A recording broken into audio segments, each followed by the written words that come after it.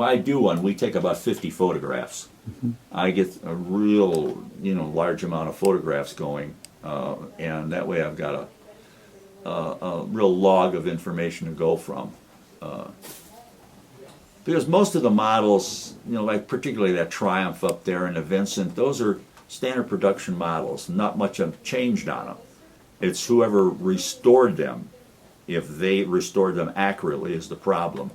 You can do a painting and follow what somebody's done and go back to catalogs originally, and it's wrong. A lot of people are chrome crazy.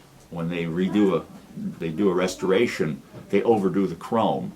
So I've gone through a lot of original factory catalogs, and have been able to see original stuff. Now the fellow that redid that Harley, he is a retired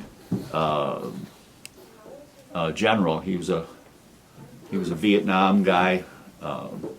He has done a number of them, and he works from original government specs. His are really, really accurate, and it was quite an adventure.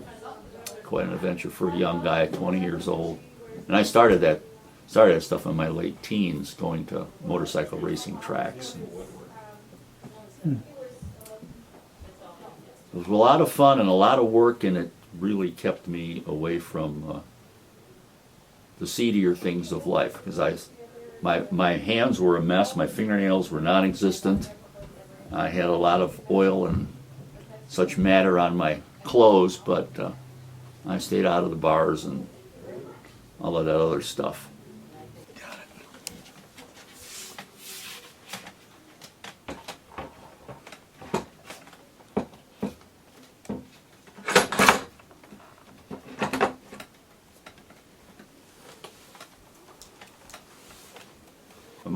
When I was in grade school, I was the best artist in the class all the way through. I had art. I had more art in high school than anything. Because of polio, I had to go a fifth year of high school. I had polio in my 8th grade year, and so my last year I didn't need very many credits, so I would get passed from the study hall into the art room.